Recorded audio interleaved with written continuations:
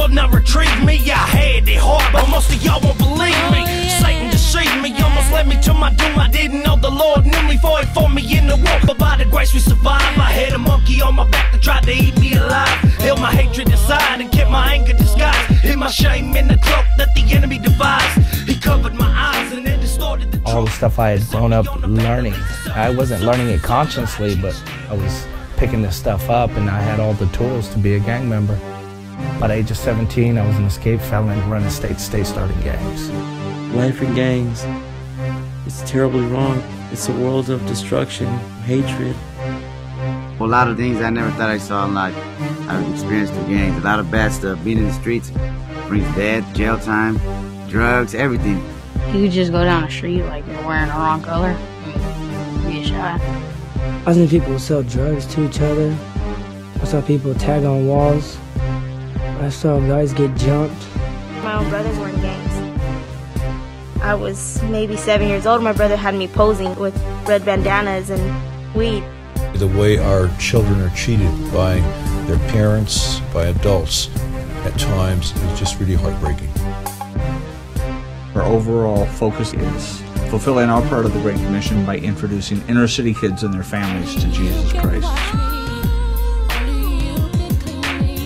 The most pertinent need I see and have seen is creating safe environments for our young people.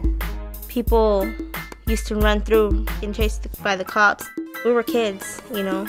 We run out there playing. We used to have water balloon fights and everything out there. We couldn't do it all the time because you never knew what was out there.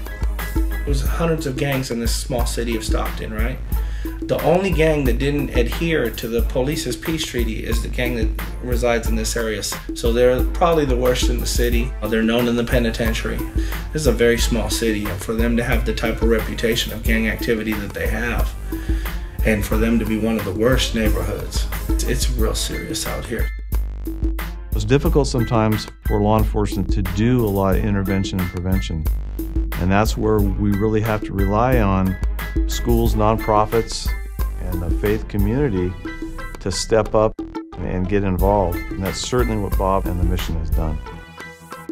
Why should they, who don't have the choices to the homes they're born into, live a life of pain and anger and disappointment when they can actually live a life of love and acceptance from Christ?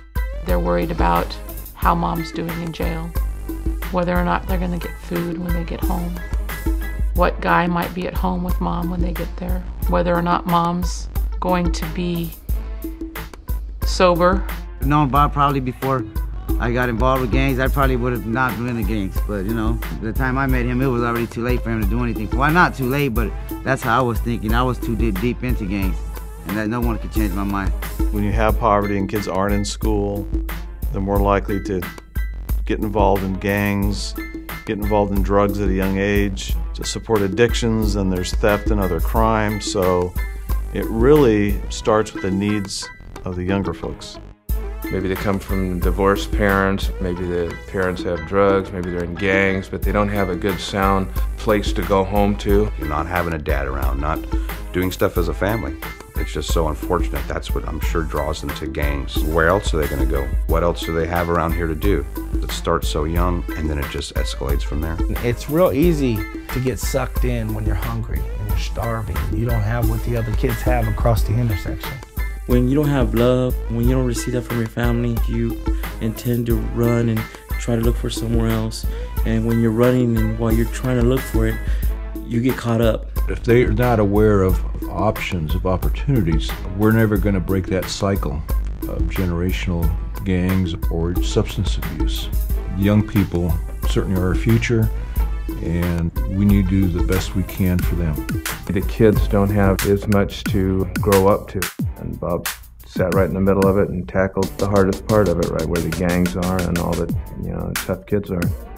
God has opened a door for us to educate young people on His love and another way of living, and earn the trust and the relationships from them to open the front doors to their homes so we can get in and work with their parents. We open up and we try to help them with their homework, try try to get them onto computer programs that will help them with their learning. Then we have recreation time. We give them a snack. We do Bible club. We try to answer their questions, try to connect with them, make sure that we greet each child by their name, make sure that they feel that they are loved and accepted here. And then we ask them to help us clean up. We give them a snack to go home with and hope they come back the next day so that they can be loved on once again. They learn that they need to worship God and that God's the one true God and that God loves them. They see that love from God, and I think it really helps them when they're at home going through all the struggles that they go through. I've learned more about the Bible, respect, and how to treat myself and others.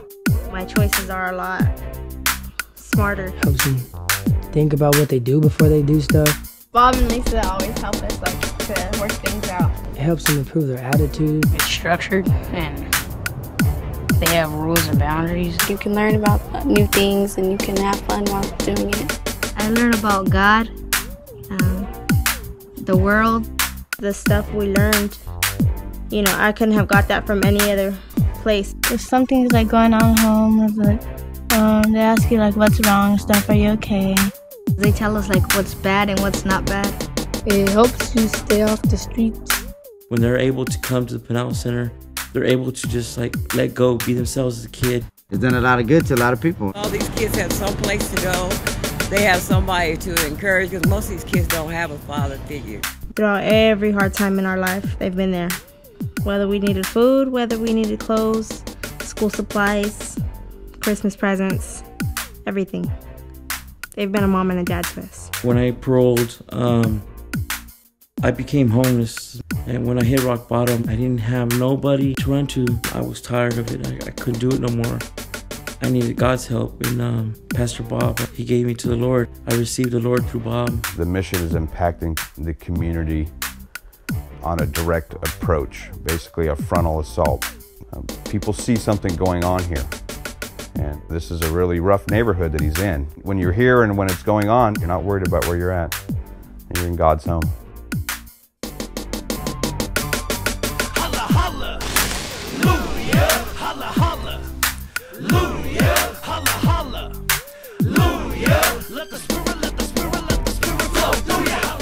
The area that Bob is located certainly over time has had its share of challenges.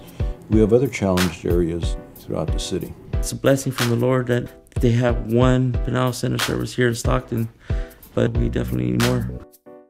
We could easily use 3 more career missionary couples in this station to bring this ministry up to the point that God has the vision for, and would give Lisa and I the ability to venture into wherever God would lead us to start another Peniel ministry, another drop-in center for at-risk youth.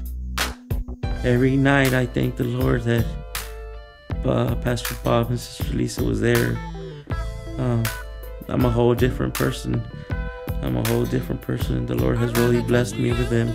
And there were people that I didn't even know, that I had barely met. And in meeting them, it was a blessing for me.